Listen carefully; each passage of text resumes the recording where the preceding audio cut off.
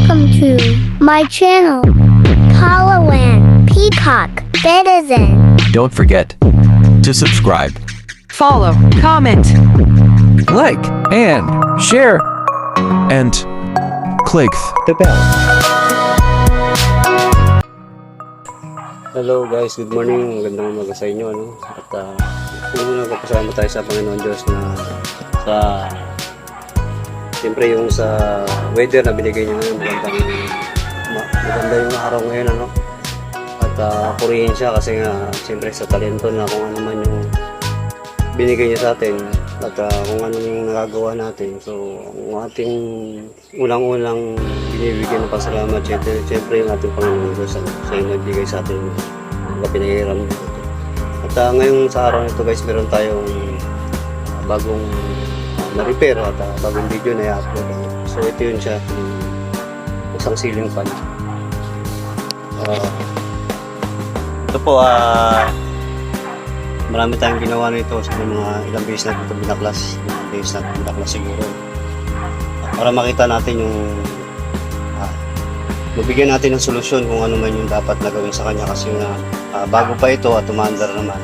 Ang naging problema niya is bumabalik siya. Ikot ng ilang minuto pero babalik siya. At sakit sa tenga, no? Umaandar siya pa ikot. Umiikot man siya pero yun balik-balik. Talagang kaya nga ito pinayos sa atin nangyari kasi hindi na talaga sila makapag-concentrate. Hindi rin na magamit.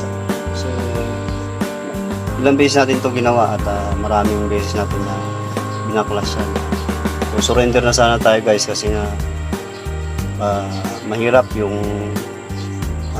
lahat naman ginawa natin pero wala, no? Naisip natin na factory defect talaga. Kailangan balik na lang sa may-ari kasi nga hindi natin kaya. So, siyempre, yun lang yung limitasyon na kakayahan natin na pag-ayos ng gamit. Ipapako, sana. Pero yun nga, purihin ng Panginoon sa binigay niya na wisdom sa atin. Parang pinagpalit sa atin. Naisip natin na magpalit tayo ng PLC guys. At naging matagumpay naman. At makikita nito.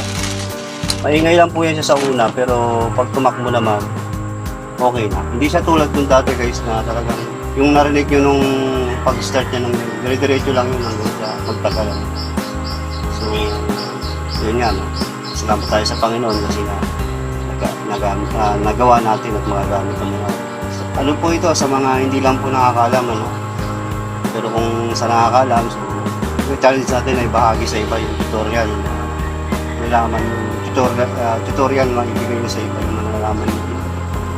So, yun nga, no? At baka kasi may maka-encounter na ngayon tulad ng mga nagdi-DIY na tulad ko na nagkakalito. Ganito na. Lahat ginawa na pero yun pa rin ang problema. Yun nga yung pinakahuli kong ano is yung nagpay tayo ng pakpak ng LC niya, no? Para yun last option natin bago ibalik. Pero yun nga at salamat sa Panginoon kasi matagumpay naman. Ano yan, maka-encounter kayo ng ganito na ginawa niya na lahat pero wala pa rin. So, try natin yung ganito kasi nga papakipakinagawa din naman at truly na kumbaga 100% naman na gumana, no, yung strategy natin. So, ito, ipakita ko lang sa inyo yung dati niyang LEC. Yan. Ito, mga loads, mga kaibigan, ito po yung dati niyang LEC. Kung makikita nyo, maganda naman siya. At yan po yung talagang original niyan. So, ito yung ating LEC na ipinalit sa kanya. Apatan po itong LEC natin eh. Apatan po ito. Kaya, naisipan natin pa. So, tagumpay naman. At gumana naman siya. Gumanda yung ikot. Makikita nyo smooth yung ikot. So guys, yun na lang ano yung topic natin sa araw na ito. Sana yung mga ibang mga gumagawa, no, share ko nga ito para makatulong rin sa iba tulad ko na mabuting-ting. At kung magustuhan nyo yung video, pwede paki-subscribe naman ako sa YouTube channel ko, no, sa Facebook page ko is Tricycle Driver Life. sa aking Facebook account, Romelo Montal Martinez, ano? At siyempre sa ating mga OFW, mga kaibigan, mga ka-resbacker natin.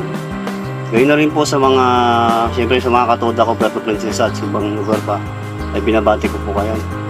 Sa ibang mga vlogger, ng mga uploader na tulad ko, yun yan, dire-diretso lang tayo sa ating mga content na ginagawa at para makatulong din sa iba. Yun na lang, ano, God bless sa lahat at keep safe sa inyo. Maraming po salamat. Keep safe. God bless you all. Thanks for watching.